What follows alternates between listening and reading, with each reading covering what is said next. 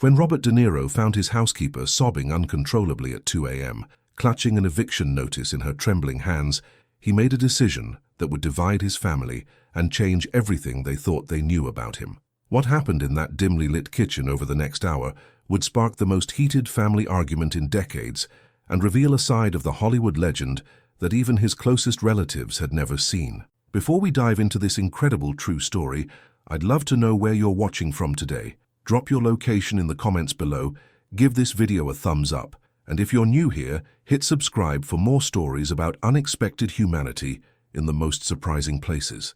Now let me take you back to that fateful night when everything changed. The grandfather clock in Robert De Niro's Manhattan townhouse struck 2 in the morning as he padded barefoot toward the kitchen, seeking his usual glass of water before bed. The house was wrapped in the kind of profound silence that only comes with wealth, thick walls, quality windows, and the absence of worry that money provides. But as he approached the kitchen doorway, an unfamiliar sound broke through that expensive quiet, the soft, muffled sobs of someone trying desperately not to be heard. Robert paused, his hand on the doorframe. In the dim glow of the under-cabinet lighting, he could make out the silhouette of Maria Santos, his housekeeper of 3 years, hunched over the marble island. Her shoulders shook with the kind of crying that comes from somewhere deep and desperate. For a moment he considered retreating. This was private territory, the invisible boundary between employer and employee that wealthy households navigated with careful precision. Maria had always been professional, efficient, nearly invisible in the way that good domestic help learned to be. But something about the raw vulnerability of the moment stopped him cold. "Maria?" His voice was gentler than usual, stripped of the gruff authority that had made him famous on screen and formidable in business meetings. She jumped as if she'd been struck by lightning, her hands frantically wiping at her face as she spun around. "Mr. De Niro, I'm so sorry. I didn't know you were... I was just..." Her English, usually careful and measured, tumbled out in panicked fragments mixed with Spanish. "Hey, hey!"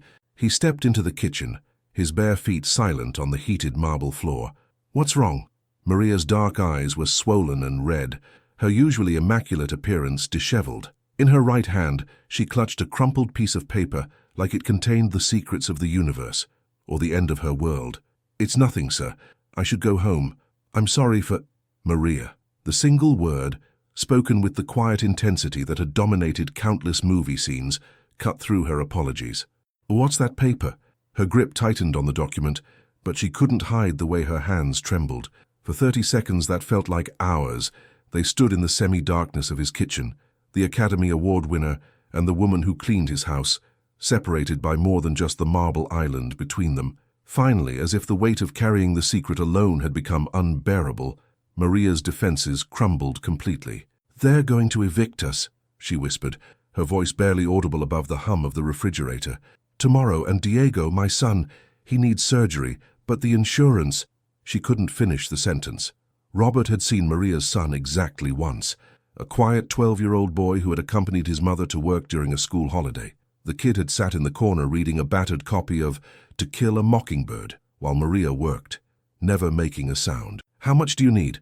The question came out before Robert had even consciously decided to ask it. Maria's eyes went wide with shock and something that looked like fear. "Oh no, Mr. De Niro, I couldn't. I would never... I didn't ask if you could. I asked how much you need." The silence that followed was different from the one that had filled the house moments before. This silence pulsed with possibility and danger, with the understanding that whatever happened next would change the carefully constructed dynamic that had existed between them. What Robert De Niro did in the next few minutes would set in motion a chain of events that would shock his family, challenge his housekeeper's pride, and reveal the true cost of both wealth and poverty in ways none of them had ever imagined. Instead of heading back to bed, Robert moved to the coffee maker, a gesture so unexpected that Maria actually took a step backward. In 3 years of working for him, she had never seen him in the kitchen after hours, never witnessed him doing anything as mundane as making coffee. "Sit down," he said, his voice carrying that particular De Niro inflection that made it less request than inevitability. "Mr. De Niro, really, I should..." "Sit down." This time it was pure movie star command, but without the edge of anger. Maria perched nervously on the edge of one of the high-backed kitchen stools, still clutching the eviction notice. She watched in fascination as one of the most famous actors in the world fumbled with the coffee machine she operated effortlessly every morning. "Tell me about Diego," Robert said, as the machine gurgled to life. The unexpected gentleness in his voice broke something loose in Maria's chest. For years she had been the perfect invisible employee, present when needed, gone when not, personal life carefully compartmentalized away from her work. But exhaustion and desperation had worn down her usual defenses. "He's 12, she began hesitantly. "Smart, smarter than I ever was. He wants to be a doctor." A ghost of pride flickered across her face before the worry returned. "But he has this heart condition, mitral valve prolapse. The doctors say he needs surgery soon, or—" She couldn't finish, but Robert had read enough scripts to know where that sentence led. "What about his father?" Maria's laugh was bitter and short. "There is no father, not anymore." She accepted the coffee cup Robert handed her, wrapping her fingers around it like it could anchor her to something solid. "I came here from El Salvador when Diego was 2. His father, let's just say he made it clear we were on our own." Robert poured his own coffee and leaned against the counter, studying her face in the warm light. At 68, he had developed an actor's eye for reading people, and what he saw in Maria Santos was someone who had been carrying the weight of the world alone for far too long. "How long since you've been back to El Salvador?" 10 years. The words came out like a confession. "I send money when I can, but I can't afford to visit. My mother died 3 years ago, and I couldn't even—" Her voice broke again. Robert found himself thinking of his own mother, Grace, who had died when he was 27. He remembered the funeral, surrounded by friends and family, the luxury of being able to grieve without worrying about rent or medical bills. It struck him that grief was one of the few things money couldn't buy more of, but it could certainly buy the time and space to process it properly. "I grew up in Little Italy," he said suddenly, surprising them both. "Before it was trendy, before tourists came looking for authentic Italian-American experience." He took a sip of coffee, noting absently that Maria made it better. "My father was a painter, abstract expressionist, talented, but money was unpredictable." Maria looked up from her cup, uncertain why he was sharing this. "I remember being 12 years old, maybe 13, and my mother sending me to ask the landlord for another week on the rent. Every month, same conversation.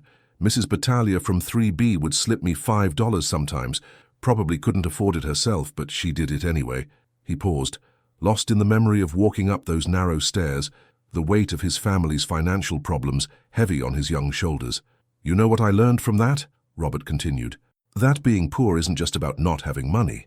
It's about the weight of constantly wondering if this is the month everything falls apart. It's about lying awake, calculating and recalculating the same impossible math." For the first time since he'd found her crying, Maria looked directly at him, really looked at him. Not as her employer, not as Robert De Niro, the movie star, but as someone who might actually understand. "You don't have to carry this alone, Maria." The words hung in the air between them like a bridge. Neither of them was sure they should cross. In the distance, a siren wailed through the Manhattan night, reminding them both that the city was full of people facing their own private emergencies. "I can't accept charity, Mr. De Niro." Her voice was steady now, strengthened by pride that ran deeper than desperation. "Who said anything about charity?" Before Maria could ask what he meant, Robert was already moving toward the door, coffee cup in hand. At the threshold, he turned back. "Go home. Get some sleep. And Maria—" He waited until she met his eyes. "Don't pack yet." As his footsteps faded toward the staircase, Maria sat alone in the kitchen, holding her now cold coffee and wondering what had just happened. Outside, the first hints of dawn were beginning to touch the edges of the Manhattan skyline, and for the first time in months, she felt something that might have been hope.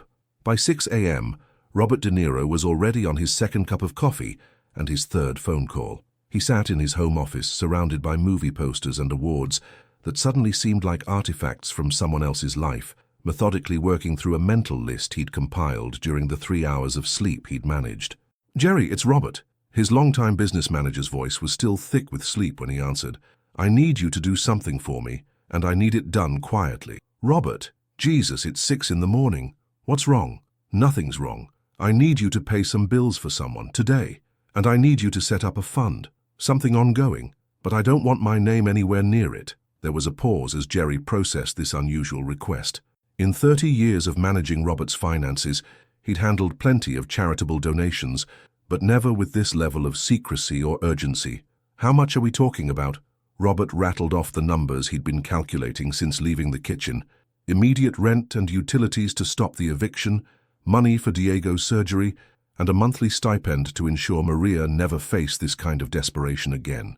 The total made Jerry whistle low through the phone. That's not pocket change, even for you. What's this about? Does it matter? Another pause. No, I suppose it doesn't. But Robert, if this is some kind of... It's not. Robert's voice carried the finality that had closed countless business meetings. Can you make it look like it's coming from a foundation, something medical related? Make it seem like Diego qualified for assistance. Yeah, I can do that. Saint, Vincent's Children's Foundation owes you a favor anyway, after that fundraiser last year. But Robert, yeah? Your family's going to find out eventually, especially if you're talking about ongoing support. Robert stared out his office window at the awakening city below. Jerry was right, of course. His family, his wife, his children, kept close tabs on their finances, not out of distrust, but out of the natural caution that came with significant wealth. Large expenditures didn't go unnoticed.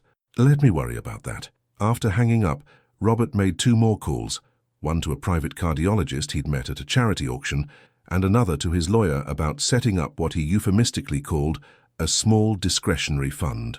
By the time Maria arrived for work at 8 a.m., the machinery of wealth was already turning on her behalf. She entered through the service entrance as always, her face showing the telltale signs of someone who had cried themselves to sleep.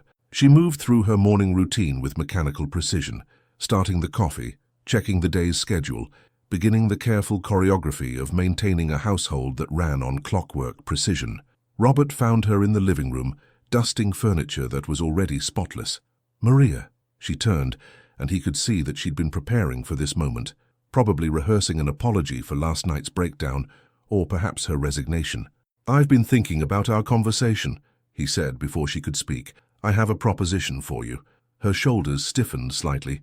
Mr. De Niro, if this is about last night, it is. He moved to the window, looking out at the street where delivery trucks were already beginning their daily dance. My grandmother lived with us when I was growing up, Nonna Rosa. She used to say that pride was just fear wearing a fancy dress.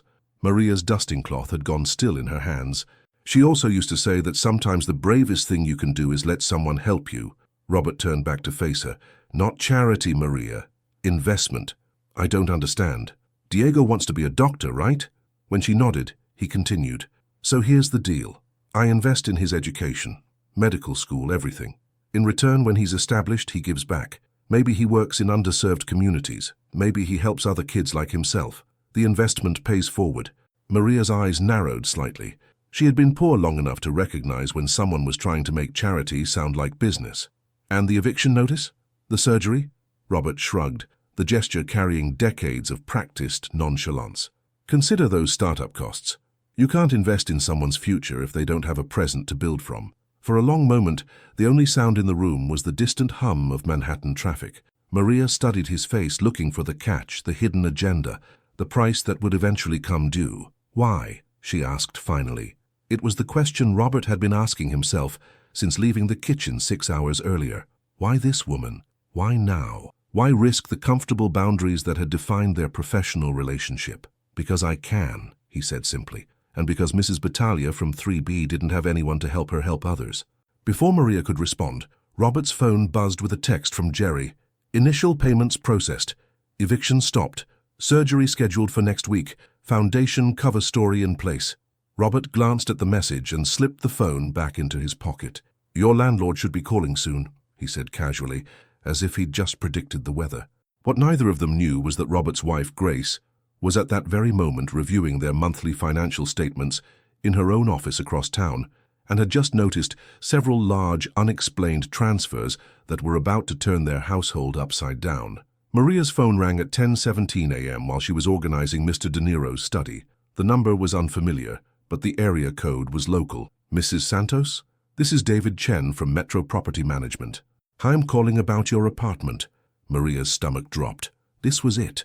The final call. The confirmation that she had hours to pack her life into boxes and find somewhere else for her and Diego to sleep. Yes, she managed to say. There's been a development with your account. It seems a payment has been made in full, not just for this month, but for the next 6 months. And there was the sound of papers rustling. There's also been a substantial payment made toward your past due balance. Your account is current, Mrs. Santos. The phone slipped from Maria's hand, clattering onto the hardwood floor. She stared at it as if it had just spoken to her in ancient Greek. Mr. De Niro appeared in the doorway. Everything okay? Maria bent to retrieve her phone, her mind reeling. The landlord, he says someone paid. She couldn't finish the sentence. That's good news, right? His expression was carefully neutral, but Maria caught something in his eyes that might have been satisfaction. Before she could respond, her phone rang again. This time it was Diego's school. Mrs. Santos, this is Janet Rodriguez from the counselor's office. We've just received some wonderful news about Diego's medical situation. Maria's legs felt suddenly unsteady. What kind of news? It appears he's been approved for assistance through the St. Vincent's Children's Foundation. They're going to cover his surgery completely, and they've also arranged for him to be seen by Dr. Elizabeth Morrison. She's one of the top pediatric cardiologists on the East Coast.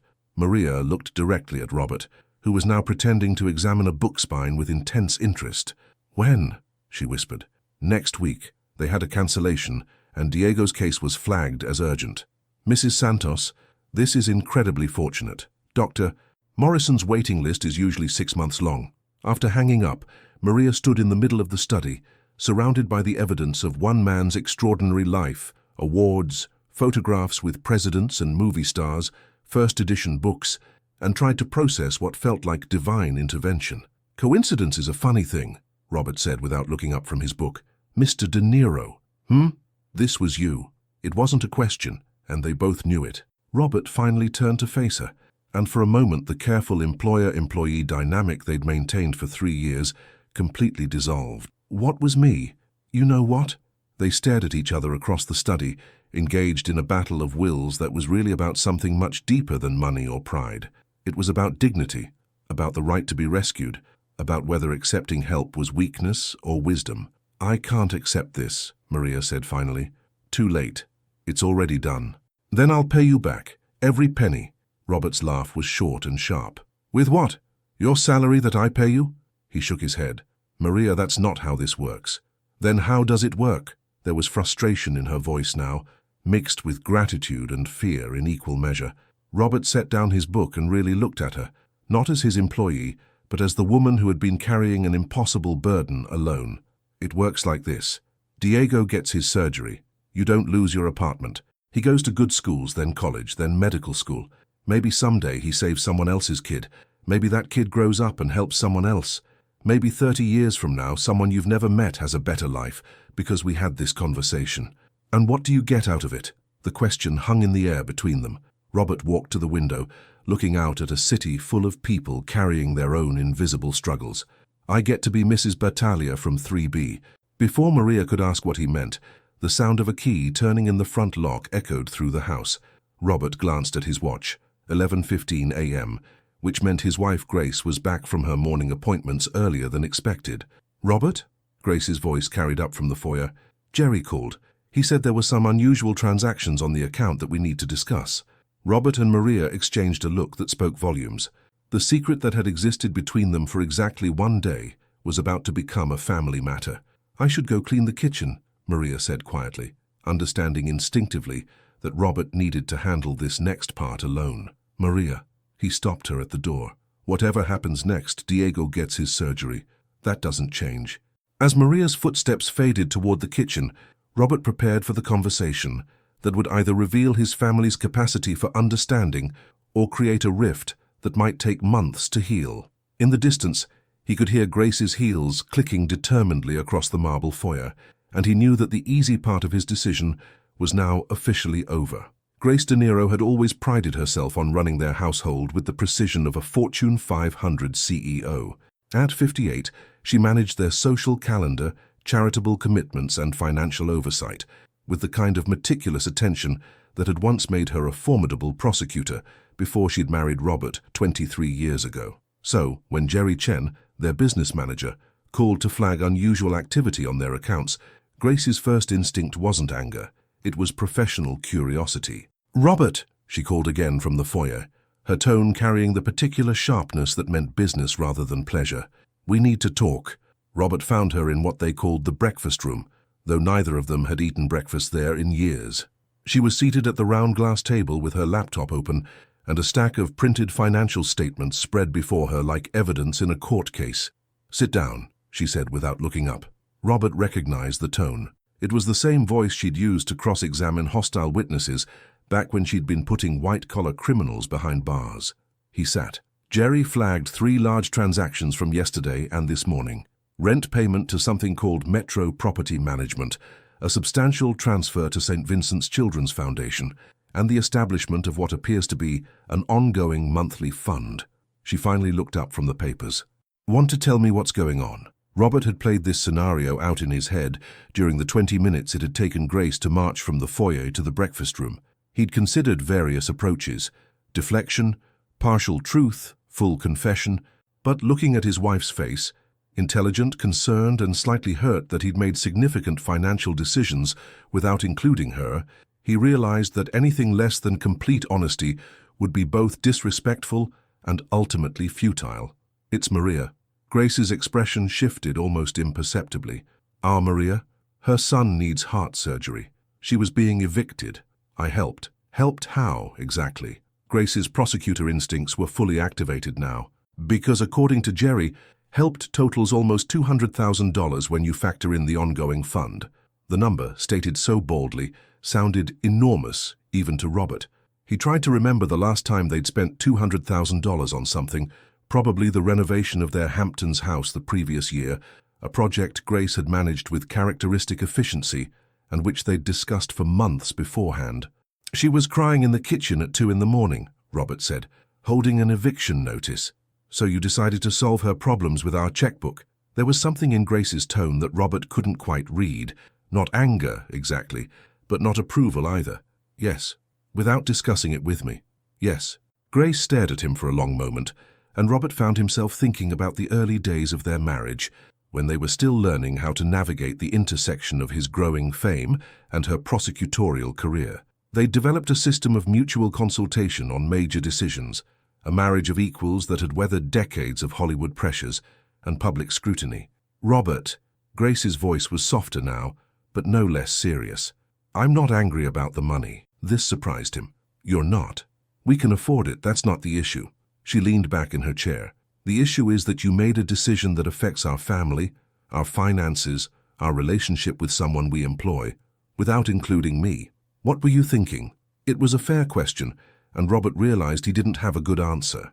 Or rather, he had an answer, but it was emotional rather than logical, and after 23 years of marriage, he knew Grace valued both. "I was thinking about being 12 years old and asking Mr. Torino for another week on the rent," he said finally. "I was thinking about Mrs. Battaglia slipping me $5 she couldn't afford. I was thinking about what it feels like to be that desperate and that alone." Grace's expression softened slightly. She knew these stories from his childhood, understood how they had shaped him.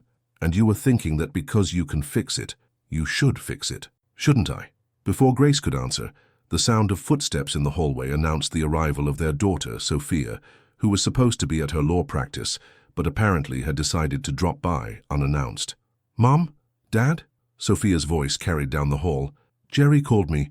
He said there was some kind of family financial emergency." Robert and Grace exchanged a look. Jerry, in his zealous attempt to be thorough, had apparently reached out to their adult children about the unusual transactions. "We're in here," Grace called back. Sophia appeared in the doorway moments later, looking every inch the successful Manhattan attorney she'd become. At 31, she had inherited her mother's analytical mind and her father's intensity, a combination that made her formidable in the courtroom and occasionally exhausting at family dinners. "What's this about Dad liquidating assets for some kind of medical emergency?" Sophia demanded without preamble. Jerry was being all mysterious, but the numbers he threw around were significant. Robert closed his eyes briefly. What had started as a private moment of compassion was rapidly becoming a family tribunal. "Sit down, Soph," Grace said. "Your father was just explaining his recent charitable activities." The word charitable came out with just enough edge to let Robert know that, while Grace might understand his motivations, she wasn't entirely comfortable with his methods. As Sophia took a seat at the table, Robert realized that the conversation he'd been dreading was about to become much more complicated. His family was about to discover not just what he'd done, but why he'd done it, and that revelation was going to force all of them to confront questions about wealth, responsibility, and the invisible people who made their comfortable lives possible. In the kitchen, just one room away, Maria Santos continued cleaning already spotless surfaces, trying not to listen to the voices that were quite literally deciding her family's future. Sophia listened with the focused intensity of someone who'd inherited her mother's prosecutor instincts and her father's ability to read subtext. When Robert finished explaining the situation, she was quiet for a long moment, processing information the way she'd learned to do in law school. "So let me understand this correctly," she said finally. "You've committed us to what amounts to at least $250,000 over the next several years for someone we employ, without any legal framework, without any discussion with the family who will be affected by this decision, and without considering the precedent this sets." "Sophia," Grace's voice carried a warning. "No, Mom, this is important." Sophia turned back to Robert. "Dad, I understand the impulse. I do. But what happens when every employee we've ever had finds out about this? What happens when their family members need help? What happens when Maria's extended family in El Salvador decides they need assistance? Where do the boundaries exist?" Robert felt his jaw tightening. "Are you seriously arguing that we should let a 12-year-old go without heart surgery because it might inconvenience us? I'm arguing that charity without boundaries isn't charity. It's enabling. And it puts everyone in an impossible position." The words hung in the air like an accusation. Robert looked at his daughter, brilliant, successful, logical, and felt the gap between their worldviews opening like a chasm. "When I was Diego's age," Robert said slowly, "I got sick, pneumonia. My parents couldn't afford the medicine the doctor prescribed. You know what happened? Dad, Mrs. Battaglia from 3B sold her wedding ring. A woman who had almost nothing sold the one valuable thing she owned, so that some kid she barely knew could get better." Robert's voice was getting quieter, which both Grace and Sophia recognized as a dangerous sign. She didn't worry about boundaries or precedent or enabling. She worried about a sick child. "That was different," Sophia insisted. "That was a community. That was neighbors helping neighbors." This is what exactly?" Sophia hesitated, and in that hesitation all three of them heard what she'd been about to say. "This is an employer-employee relationship that you're complicating in ways that could have legal and personal ramifications for all of us." Grace, who had been listening to this exchange with the careful attention of someone who'd spent decades mediating between strong-willed people, finally spoke. "Robert, Sophia raises valid concerns about boundaries and expectations. But Sophia," she turned to her daughter, "your father's right that sometimes legal frameworks and logical boundaries matter less than human decency." "So what are you suggesting?" Sophia asked. "I'm suggesting that we figure out how to do this right," Grace said. "Not whether to do it, but how to do it in a way that respects everyone involved." Before either Robert or Sophia could respond, the quiet sound of footsteps in the hallway made all three of them freeze. Maria appeared in the doorway, clearly uncomfortable, but holding herself with dignity. "I'm sorry to interrupt," she said, "but I could hear, and I think I should say something." The family exchanged glances. In 3 years of employment, Maria had never inserted herself into their personal conversations. "Maria," Grace said gently, "you don't need to." "Yes, I do." Maria stepped into the room, her cleaning supplies still in her hands like props from her real life. "Mrs. De Niro, Sophia, I know this is uncomfortable. I know this changes things between us." She looked directly at Sophia. "You're worried that I'll expect more help in the future, or that other people will find out and want the same thing. You're worried that your father is being taken advantage of." Sophia had the grace to look slightly embarrassed at having her concerns articulated so clearly. "I want you to know," Maria continued, "that I never asked for this. I never expected it, and I'm as uncomfortable with it as you are, maybe more so." "Then why accept it?" Sophia asked, her tone softer now but still probing. Maria was quiet for a moment, and when she spoke, her voice carried the weight of every difficult decision she'd made in the past decade. "Because my son is more important than my pride. Because sometimes being a good mother means swallowing your dignity and accepting help, even when it feels like charity." She paused. "And because your father didn't offer this as charity. He offered it as an investment in Diego's future, with the expectation that Diego will help other people someday." "But what guarantees?" Sophia began. "There are no guarantees," Maria interrupted, showing a flash of steel that surprised all three family members. There are no contracts or legal frameworks that can force a 12-year-old boy to grow up to be a good man. There's only faith. Faith that kindness creates more kindness, that helping someone when they need it most creates someone who will help others when they need it most. She looked at each of them in turn. I can't promise you that Diego will become a doctor, or that he'll help other people, or that this investment will pay off the way your father hopes.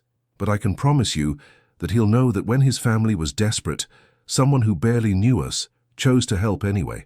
And that's the kind of lesson that changes how a person sees the world. The breakfast room fell silent except for the distant sounds of Manhattan traffic. Robert looked at his wife and daughter, both of whom seemed to be processing Maria's words with the careful attention they deserved. Finally, Grace spoke. Maria, what would make you most comfortable going forward? It was, Robert realized, exactly the right question.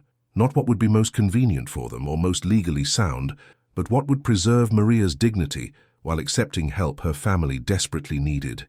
I want to earn this, Maria said simply. Not just by cleaning your house, but by being worthy of your faith in my son. I want regular updates on Diego's progress, grades, behavior, everything. I want him to understand that this comes with responsibility, not just opportunity. She paused, then looked directly at Sophia. And I want you to be involved. You're a lawyer. You understand contracts and obligations. Help us create something that protects everyone, your family's interests and Diego's future. The suggestion was so unexpected, so elegantly practical, that it left Sophia momentarily speechless. In offering to involve her in the solution, Maria had transformed the conversation from an argument about charity into a collaboration about investment. That's, Sophia started, then stopped. That's actually not a bad idea. For the first time since the conversation began, Robert allowed himself a small smile. His daughter's analytical mind was already working on the problem, figuring out how to structure something that could work for everyone involved. But even as the family began to find common ground, none of them knew that the real test of their decision was still to come. Diego Santos was about to face not just heart surgery, but the weight of an entire family's expectations, and the question of whether a 12-year-old boy could carry the hopes of people he'd never met. 3 days before Diego's surgery, the Santos family's small apartment in Washington Heights felt like mission control for the most important operation of their lives. Medical forms covered the kitchen table, insurance paperwork scattered across surfaces that usually held homework and mail, and Diego himself sat in the middle of it all, trying to process the reality that his life was about to change in ways he couldn't fully understand. Maria had taken the week off work, the first time in 3 years she'd requested personal time, and the absence of her usual routine left her anxious and hyper-aware of every detail. She'd cleaned their tiny apartment until it gleamed, as if the surgery's success somehow depended on the spotlessness of their home. "Mommy, stop moving things around," Diego said, without looking up from his book. At 12, he had developed the particular patience that comes from living with a mother who cleaned when she worried. "The doctors aren't coming here." "I know that." Maria paused in her rearrangement of already perfectly arranged kitchen items. "I just want everything to be ready for when you come home." The unspoken fear, what if he didn't come home, hung in the air between them like a physical presence. They had Googled the surgery obsessively, read about success rates and potential complications, watched YouTube videos of cardiologists explaining mitral valve repair with the calm detachment of people for whom this was routine rather than life-altering. Diego closed his book, the same copy of To Kill a Mockingbird he'd been reading at Robert's house, and looked at his mother with the kind of directness that sometimes startled adults. "Mommy, can I ask you something?" Maria sat down across from him at their small table, grateful for any conversation that might distract them both from the weight of the approaching surgery. "Of course, mijo. Why did Mr. De Niro really do this?"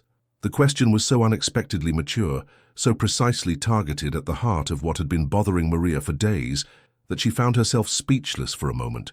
"What do you mean?" "I mean, I know what you told me about him wanting to invest in my education and everything, but rich people don't just give away money for no reason. There has to be something else." Maria studied her son's face, seeing traces of the man he might become, thoughtful, analytical, unwilling to accept easy answers. It was both reassuring and slightly heartbreaking to realize that even at 12 Diego understood that acts of kindness from people in power usually came with complicated motivations. "I think," Maria said carefully, that he sees something in you that reminds him of himself when he was young. But he became a movie star. I'm just a kid from Washington Heights who needs heart surgery. The matter-of-fact way Diego stated this, without self-pity, just as an observation about their different circumstances, made Maria's chest tighten with a mixture of pride and sorrow. You're not just anything, Diego. You're smart, you're kind, you work hard, and you want to help people. Those are the things that matter. But what if I can't? What if I'm not smart enough for medical school? Or what if the surgery doesn't work? Or what if I just turn out to be regular? There it was, the fear that had been eating at both of them, stated with 12-year-old honesty. The weight of other people's expectations, the terror of disappointing someone who had invested not just money, but faith in their family's future. Before Maria could answer, her phone rang. The caller ID showed Robert De Niro's name, and for a moment both mother and son stared at the device as if it might explode. "Answer it," Diego whispered. "Mrs. Santos?" Robert's voice was gentler than usual when Maria picked up. "I hope I'm not calling at a bad time." "No, it's fine. Diego and I were just preparing. Actually, I was hoping to talk to Diego, if that's okay with you." Maria looked at her son, who had gone slightly pale at the suggestion. She covered the phone's mouthpiece. "He wants to talk to you. What am I supposed to say?" "Just be yourself." With trembling hands, Diego took the phone. "Hello, Mr. De Niro." "Hey, Diego. How are you feeling about Monday?" "Scared," Diego answered honestly, in a way that surprised both himself and his mother. "Yeah, that makes sense. I'd be scared too." Robert's voice carried none of the performative cheer that adults usually used when talking to children about serious things. "You know, I've been thinking about our conversation. The one we had when you came to work with your mom that day. You remember that?" "Of course I remember. You were reading To Kill a Mockingbird, and when I asked what you thought about it, you said you wanted to be like Atticus Finch, but in a hospital instead of a courtroom." Diego's eyes widened. He had forgotten that conversation, but Robert's words brought it flooding back. Sitting in the corner of that enormous kitchen, feeling invisible and slightly intimidated, until Mr. De Niro had asked him about his book. "You said you wanted to help people who couldn't help themselves," Robert continued. "That's not something you can teach someone, Diego. That's something you either have or you don't." "But what if the surgery doesn't go perfectly? What if medical school is harder than you think? What if life throws you curveballs you weren't expecting?" Robert's voice was matter-of-fact. "Then you adjust. You find another way to help people.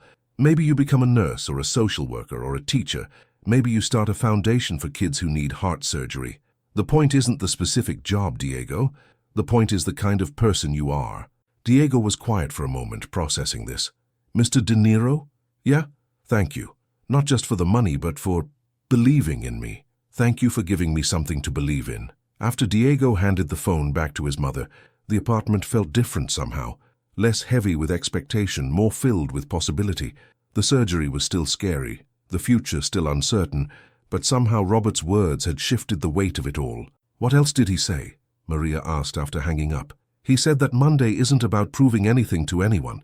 It's just about getting better so I can figure out what kind of man I want to be." That evening, as Diego slept fitfully in preparation for the hospital admission the next morning, Maria sat in their small living room and thought about the conversation. For weeks she had been carrying not just the fear of surgery, but the weight of obligation. To Robert, to his family, to the investment they had made in Diego's future.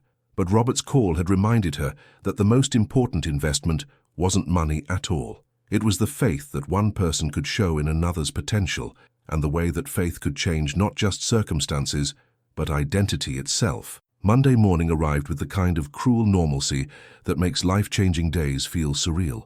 Diego woke up at 5 a.m., showered carefully with the antibacterial soap the hospital had provided, and put on the clothes Maria had laid out, comfortable sweats and his favorite t-shirt, things that would be easy to change out of at the hospital. As they waited for the taxi that would take them to Mount Sinai, Diego looked at his mother with sudden urgency. "Mommy, promise me something." "What, mijo?" "Promise me that no matter what happens today, you won't feel like we owe Mr. De Niro our whole lives. This is his gift to us, but our lives are still ours." The wisdom in this statement, coming from a 12-year-old boy on his way to heart surgery, hit Maria like a physical blow. Her son had somehow understood something that she was still struggling with, the difference between gratitude and obligation, between being helped and being owned.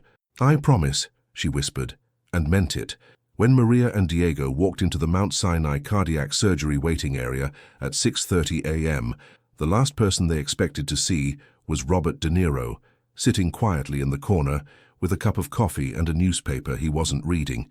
He looked up as they approached, and Maria saw something in his expression that she'd never seen before during their 3 years of professional interaction: nervousness. "Mr. De Niro," Diego's voice was small but steady. "What are you doing here?" "Same thing you are, I imagine, waiting." Robert stood, and Maria noticed that despite his casual clothes, he looked like he'd been up for hours. "Thought you might want some company." The simple gesture, showing up without being asked, without making it about his own generosity, somehow managed to be both overwhelming and exactly what they needed. Maria felt tears threatening and quickly blinked them away. "You didn't have to," she began. "Yeah, I did."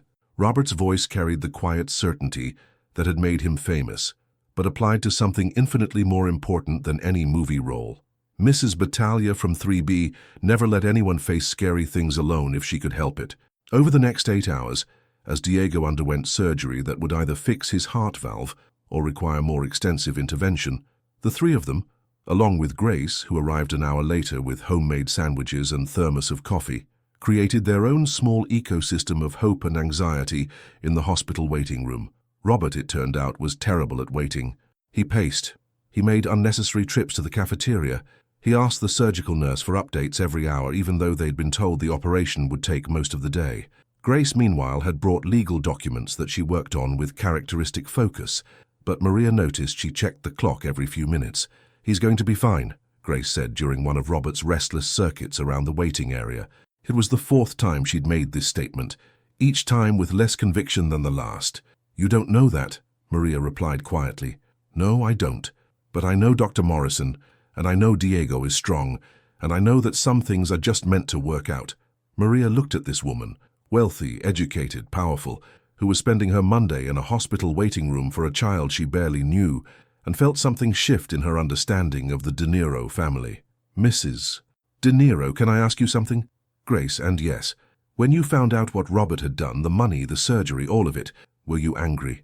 Grace considered the question with the thoroughness of someone who'd spent decades in courtrooms where precision mattered. "I was surprised," she said finally.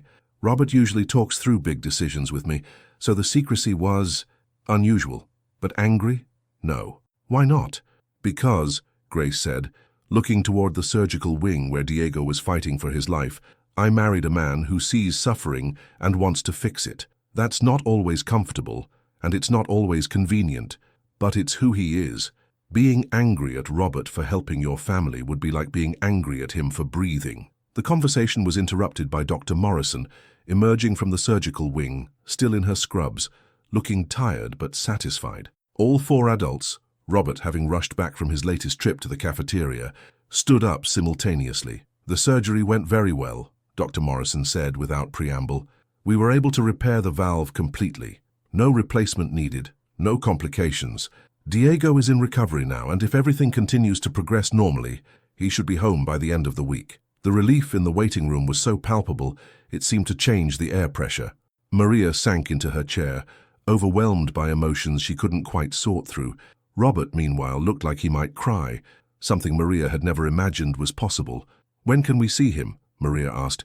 "Give us another hour to get him settled, then you can go in. Fair warning, he's going to be groggy and uncomfortable for a while, but that's completely normal." After Dr. Morrison left, the 4 of them sat in silence for several minutes, processing the transition from fear to relief. It was Grace who finally spoke. "Maria, there's something we need to discuss." The serious tone made Maria's stomach clench. Were they having second thoughts? Had the stress of the day made them realize this was more complicated than they'd anticipated? "Robert and I have been talking, and we want to modify our arrangement." "Modify it how?" Robert leaned forward in his chair. "We want to set up a proper scholarship foundation, not just for Diego, but for other kids in similar situations.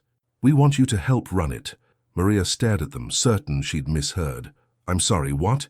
"You were right when you said this needed structure," Grace continued, "and Sophia was right when she talked about boundaries and expectations.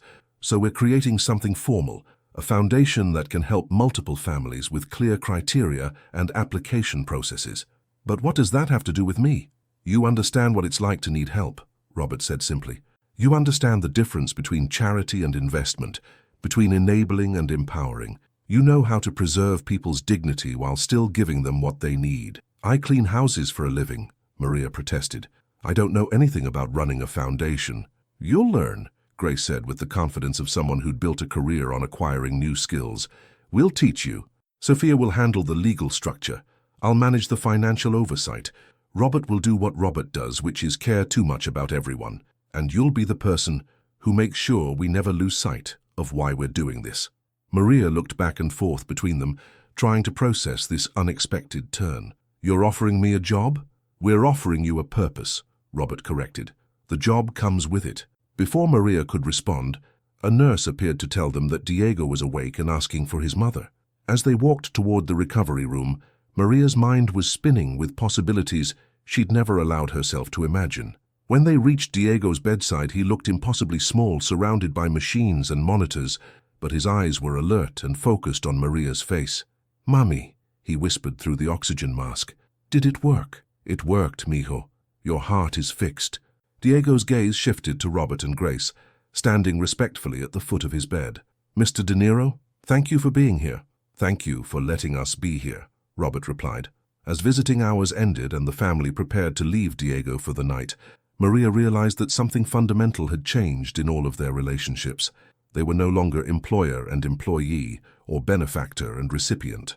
They had become something more complicated and more genuine, people who had chosen to care about each other's futures. 2 years later, Diego Santos stood in the auditorium of his high school, accepting the valedictorian award with the kind of quiet confidence that had become his trademark. In the audience, Maria Santos, now executive director of the Battaglia Foundation for Children's Medical Care, watched her son with pride that felt too large for her chest. Beside her sat Robert and Grace De Niro, along with Sophia and her own 2 young children, all of them beaming as if Diego were their own family, which, in all the ways that mattered, he had become.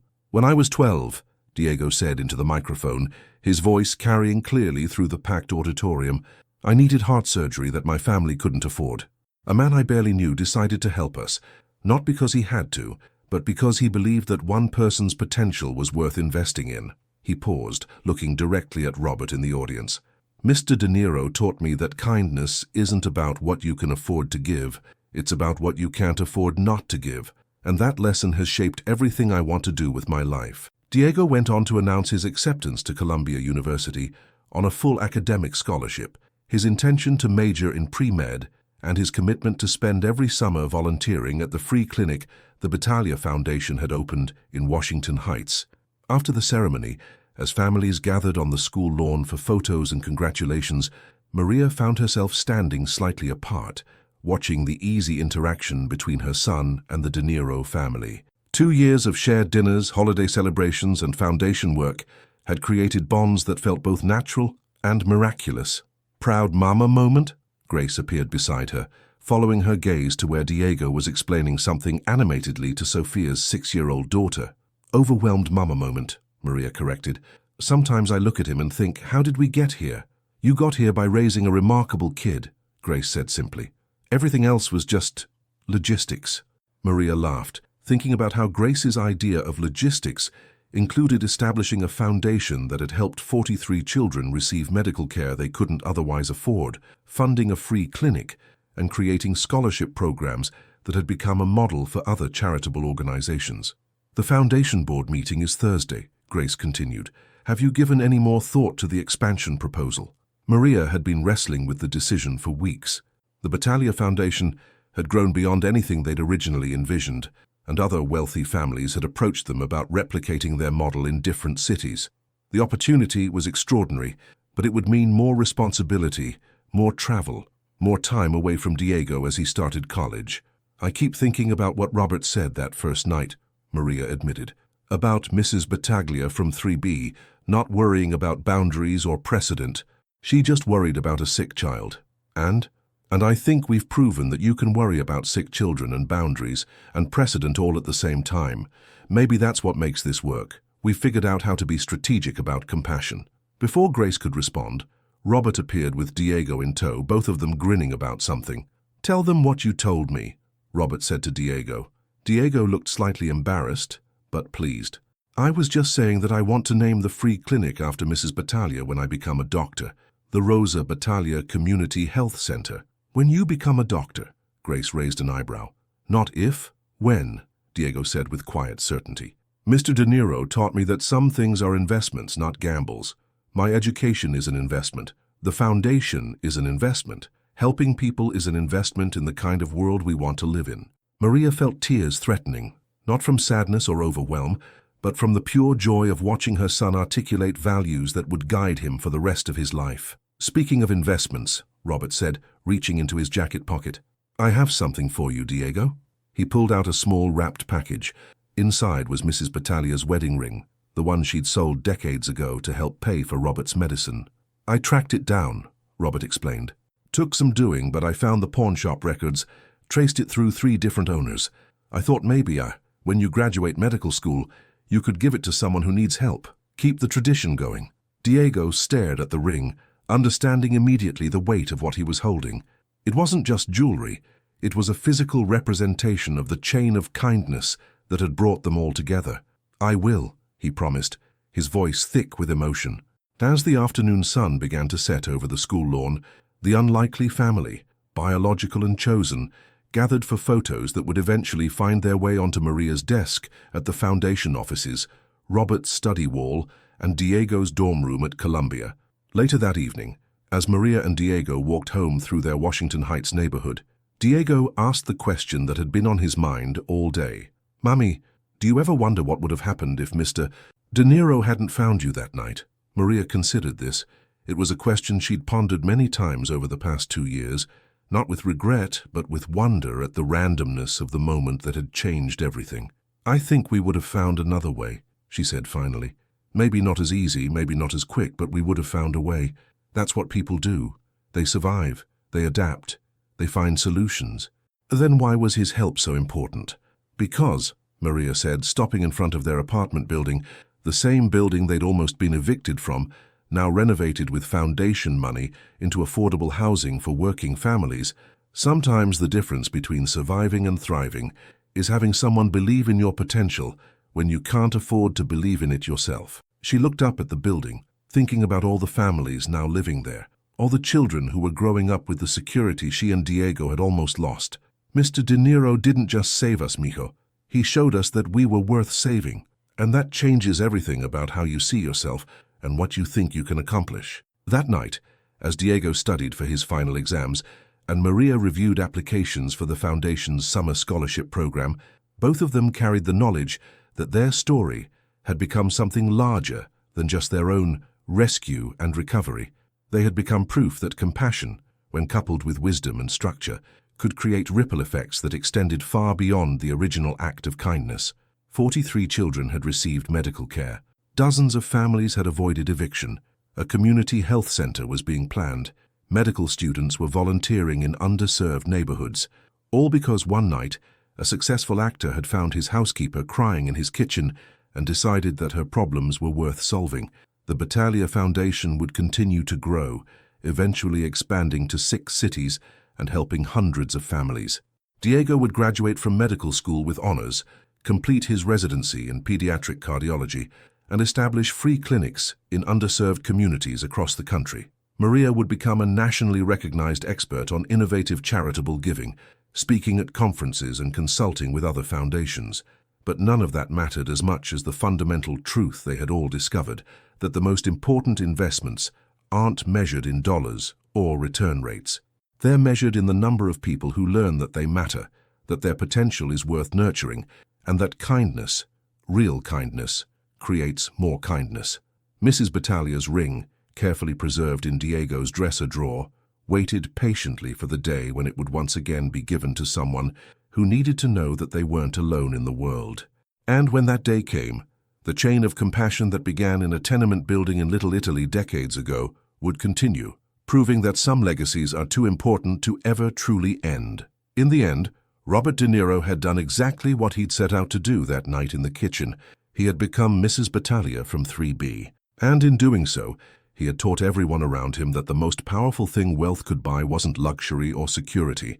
It was the ability to see potential in others and invest in making that potential real. The story that began with tears in a darkened kitchen had become something none of them could have imagined. A family bound not by blood, but by choice. A foundation built not just on money, but on genuine care, and a legacy that would outlast all of them. The simple understanding that sometimes the most important thing you can do is help someone else become who they're meant to be.